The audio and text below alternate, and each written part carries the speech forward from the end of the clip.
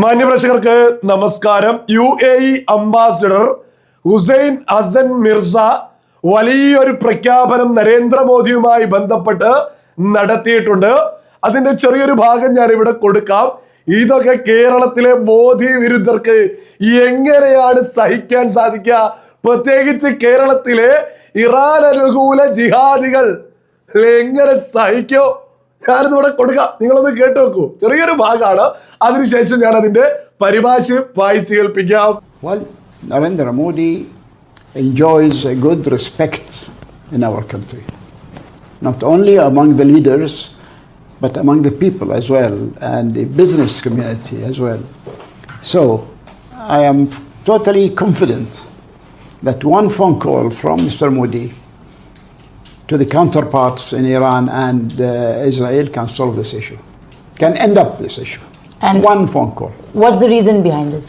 Behind it is the respect that he enjoys among all leaders in the world, and particularly these two warriors, these two combatants that are fighting each other now on our soil. നിങ്ങൾ കേട്ടില്ലേ? ഞാൻ അതിന്റെ പരിഭാഷ ഒന്ന് വായിച്ചു കേൾപ്പിക്കാം. നരേന്ദ്രമോദിക്ക് നമ്മുടെ രാജ്യത്ത് നല്ല ബഹുമാനം ലഭിക്കുന്നു. നേതാക്കൾക്കിടയിൽ മാത്രമല്ല, ജനങ്ങൾക്കിടയിലും ബിസിനസ് സമൂഹത്തിലും. അതിനാൽ മിസ്റ്റർ മോദിയുടെ ഒരു ഫോൺ കോൾ ഈ പ്രശ്നം പരിഹരിക്കുമെന്ന് എനിക്ക് പൂർണ്ണമായും ഉറപ്പുണ്ട്. ഇതിന് പിന്നിലെ കാരണം അദ്ദേഹത്തിന് ലഭിക്കുന്ന ബഹുമാനമാണ്. ഇന്ന് ലോകത്ത് ഇസ്രായേൽ ഇറാൻ വിഷയത്തിൽ ഇടപെടാൻ നരേന്ദ്രമോദിക്ക് മാത്രമേ സാധിക്കൂ എന്നുള്ളതാണ് UAE അംബാസിഡർ ലോകത്തോട് വിളിച്ചു പറയുന്നത്. ഇവിടെ നമ്മുടെ രാജ്യത്തെ പ്രതിപക്ഷം എന്താ പറയുന്നത്? ഇറാന് വേണ്ടി പറയുന്നില്ല, അമേരിക്കക്കെതിരെ പറയുന്നില്ല. നരേന്ദ്രമോദിയുടെ നയതന്ത്രത്തിലൂടെ നമ്മുടെ രാജ്യത്തിന്റെ നയതന്ത്ര ബന്ധം എത്രത്തോളം മൂല്യമുള്ളതാണ് എന്നാണ് വ്യക്തമായിട്ട് UAE അംബാസിഡർ ഉയർത്തിപ്പിടിക്കുന്നത്. നമ്മൾ ചാടി വീണ് അമേരിക്കക്കെതിരെയോ ഇറാനെതിരെയോ പ്രസ്താവന ഇറക്കി ചാടി വീണ് യുദ്ധത്തിനിറങ്ങുന്നതല്ല ഒരു തന്ത്രശാലിയായിട്ടുള്ള ദീർഘവീക്ഷണമുള്ള ഭരണാധികാരി ചെയ്യേണ്ടത് എന്നുള്ളതൊരു വലിയ യാഥാർത്ഥ്യമല്ലേ?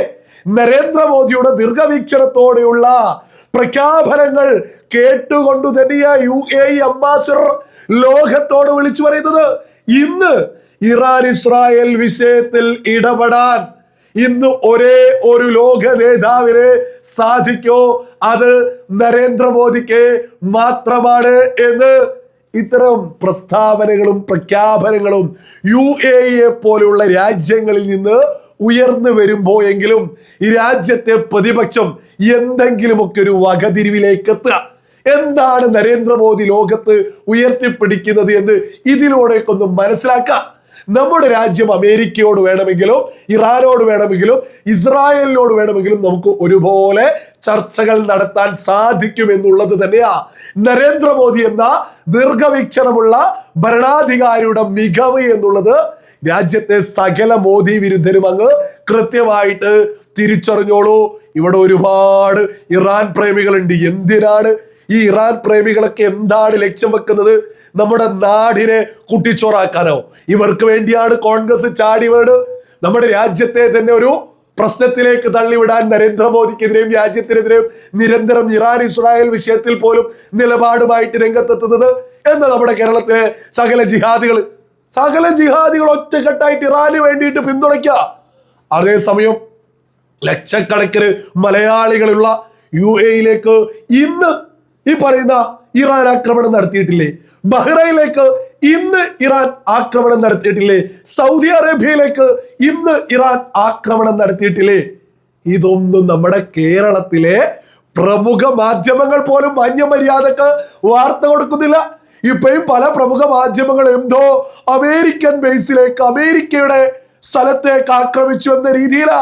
യഥാർത്ഥത്തില് UAE-യിലേക്കാണെങ്കിലും ബഹ്റൈനിലേക്കാണെങ്കിലും സൗദി അറേബ്യയിലേക്കാണെങ്കിലും ഒക്കെ ജനവാസ കേന്ദ്രങ്ങളിലേക്കാണ് ഇപ്പോ ഇറാൻ ആക്രമണം നടത്തുന്നത്. അത് എന്തുകൊണ്ട് ഈ പറയുന്ന UAE-യുടെ മണ്ണിലേക്ക് അതേപോലെ വെയ്യുന്നില്ല? ഒരൊറ്റ കാരണം, അമേരിക്ക അത് തടഞ്ഞു നിർത്തുന്നു. അമേരിക്കയുടെ വ്യോമ പ്രതിരോധ സംവിധാനങ്ങൾ ഇസ്രായേൽ അമേരിക്കയുടെ സഹായത്തോട് കൂടിയിട്ടാണ് ഈ പറയുന്ന ഗൾഫ് രാജ്യങ്ങളിലേക്ക് ഇപ്പം നിലവില് ഈ പറയുന്ന ഇറാൻ അയക്കുന്ന മിസൈലുകളൊന്നും ഡയറക്റ്റ് ആയിട്ട് വീഴാത്തത്? ഈ പറയുന്ന ഇസ്രായേലിന്റെയും അമേരിക്കയുടെയും വ്യോമ പ്രതിരോധ സംവിധാനങ്ങൾ ഇല്ലാതിരുന്നെങ്കിൽ ഇന്ന് നമ്മുടെ കേരളത്തിലൊക്കെ നിരവധി ആളുകൾ കൊല്ലപ്പെട്ടു എന്ന വാർത്ത കേട്ട് നമ്മൾ ദുഃഖിച്ച് നിൽക്കേണ്ടി വരികയായിരുന്നു. ഈ ഒരു യുദ്ധം കാരണേ ഈ പറയുന്ന അമേരിക്കൻ വ്യോമ പ്രതിരോധ സംവിധാനങ്ങൾ, മിസൈലുകളൊക്കെ തകർത്തിടുക ഇറാനൊക്കെ അയച്ചുകൊണ്ടിരിക്കുന്നത്. ഇതൊക്കെ ഇനി എന്നാണ് ഇവിടെയുള്ള മൊണ്ണ ആളുകൾക്ക്, ഈ ജിഹാദി മൊണ്ണകൾക്ക് മനസ്സിലാകുക? ഇപ്പൊ കുറെ ജിഹാദി മൊണ്ണകള് ഒരു കൂട്ടം ടീം ഇറങ്ങിയിട്ടുണ്ട്.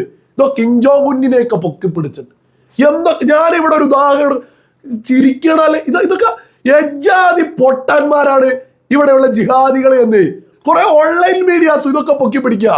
ഇസ്രായേലിനെ മായ്ച്ചു കളയാൻ ഒരൊറ്റ മിസൈല് മതി കിം ജോങ് ഉൻ. ഈ കിം ജോങ് ഉൻ ഇവരേക്ക് ഫോൺ വിളിച്ച് പറയാ, എടാ ഈ കിം ജോങ് ഉന്നൊക്കെ ഈ ജിഹാദികളെ ഫോൺ വിളിക്കാണോ? ജിഹാദികളെ പോലെ മൊണ്ണകള് ലോകത്ത് മറ്റാരെങ്കിലും ഉണ്ടോ?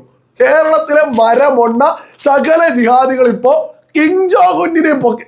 ഈ ആയത്തുള്ള അലി ഖൊമൈനി സകലതും അടിച്ചമർത്തി സകല സ്വാതന്ത്ര്യത്തിന്റെ പേരിലും കത്തിവെച്ച് സകല സ്ത്രീകളെയും ആക്രമിച്ച് പ്രത്യേകിച്ച് സുന്നി മുസ്ലിങ്ങളെയൊക്കെ വേട്ടയാടി 10,000-കണക്കിന് സുന്നി മുസ്ലിങ്ങളെ വേട്ടയാടി കൊലപ്പെടുത്തുന്നു. മുസ്ലിം ഭൂരിപക്ഷ രാജ്യങ്ങളായിട്ടുള്ള ഗൾഫ് രാജ്യങ്ങളിലേക്ക് നിരന്തരം ആക്രമണങ്ങൾ നടത്തുന്നു. അതേപോലെയുള്ള മറ്റൊരുത്തരാണ് കിം ജോങ് ഉൻ. എന്താ ഏർപ്പാട്? അടക്കി ഭരിക്കുക. ഒരു സ്വാതന്ത്ര്യം കൊടുക്കാത്ത കിം ജോങ് ഉന്നിനെ ഇപ്പോ ഒരുപാട് മൊണ്ണകള് കേരളത്തിൽ പൊക്കിപ്പിടിച്ചെടുക്കുന്നത്. ഈ കിം ജോങ് ഉൻ ഉൾപ്പെടെയുള്ള ആളുകൾ ഒരു കാര്യം മനസ്സിലാക്കി, ഇവരെയൊക്കെ പൊക്കിപ്പിടിക്കുന്ന ആളുകൾ ഈ യുദ്ധം എന്ന് പറയുന്നത് ഒരു യുദ്ധവും ചെയ്യാത്ത ആളുകളെ സംബന്ധിച്ച് എന്നും അകലെയാ. ഈ ചൈന വലിയ സംഭവമാണെന്ന് പറഞ്ഞ് നടന്ന ഏറ്റവും ഒടുവില് ഓപ്പറേഷൻ സിന്ദൂരിന് ഈ പറയുന്ന പാകിസ്ഥാന് പിന്തുണ കൊടുത്ത സമയത്ത് നമ്മുടെ രാജ്യം, ഇന്ത്യൻ സൈന്യം അടിച്ചിട്ടിട്ട് ചൈനയുടെ ആയുധങ്ങൾ അടിച്ചിട്ടിട്ട് തകരപ്പെട്ടി തകരും പോലെയായിരുന്നു ചൈനയുടെ ആയുധങ്ങൾ തകർന്ന് തരിപ്പണമായിട്ട് ഇറക്കിൽ വീണത്. അത് ലോകം മൊത്തം കണ്ടില്ലേ? യുദ്ധം ചെയ്യാതിരുന്ന് ഞങ്ങൾ സംഭവം എന്ന് പറഞ്ഞൊരു യുദ്ധത്തിന് ഇറങ്ങി വെക്കണം. അപ്പൊ മനസ്സിലാവും ഈ ഇസ്രായേൽ എന്നൊക്കെ പറയുന്നത് എത്ര കാലമായിട്ട് യുദ്ധം ചെയ്ത് ഈ ജനങ്ങൾക്ക് വേണ്ടി മുന്നോട്ട് പോവാ. കാരണം എന്താ? ഇറാൻ പോലെയുള്ള ഈ മതഭ്രാന്തന്മാര് ഭരിക്കുന്ന രാജ്യത്ത് ലക്ഷക്കണക്കിന് കോടിക്കണക്കിന് മതത്തിന് വേണ്ടി പൊട്ടിത്തെറിക്കാനായിട്ടുള്ള ആളുകൾ എത്ര കാലമായി ചാവേറായിട്ട് ഇസ്രായേലിലേക്ക് വരുന്നത്. അതിന് പകരമായിട്ട് ഇറാനിലേക്കും ലബനാനിലേക്കും ഇസ്രായേൽ ആക്രമണം നടത്തുന്നത് ആർക്ക് വേണ്ടി? സ്വന്തം ജനതയ്ക്ക് വേണ്ടി. അതേസമയം ഇറാനിലെയും ഈ പറയുന്ന ലബനാനിലെ ഈ പറയുന്ന ഹമാസ്, ഹിസ്ബുള്ള ഇത്തരം സ്ഥലങ്ങളിലൊക്കെയുള്ള ചാവേറുകൾ സ്വന്തം വന്ന് പൊട്ടിത്തെറിക്കുക. അതേസമയം ഇസ്രായേൽ ചെയ്യുന്നത് സ്വന്തം ജനതയ്ക്ക് പ്രതിരോധം തീർത്ത് സ്വന്തം ജനതയെ പിന്നിൽ നിർത്തി സൈന്യം മുന്നോട്ടിറങ്ങി ഈ സകല ഭീകരരെയും ആക്രമിക്കുക. ഇവർക്ക് മുന്നിലേക്ക് ഏത് ഭീകര രാജ്യവും ഏത് ഏകാധിപതിയുടെ രാജ്യം എന്ന് വന്നാൽ ഒരു തരത്തിലും ഒരു ചുക്കും ചെയ്യാൻ സാധിക്കൂല. മറ്റൊന്ന്, ഈ കിം ജോങ് ഉൻ ഇതൊക്കെ അറിയുന്നുണ്ടോ എന്നുള്ളതാണ്. കിം ജോങ് ഉൻ അറിയുന്നുണ്ട് ഇവിടെയൊക്കെയുള്ള പ്രചരണം. എച്ചാതി പൊട്ടന്മാരാ ഇവിടെയുള്ള ആളുകൾ കിം ജോങ് ഉന്നിനെ പൊക്കി പിടിച്ച മൊണ്ണ ജിഹാദികള്.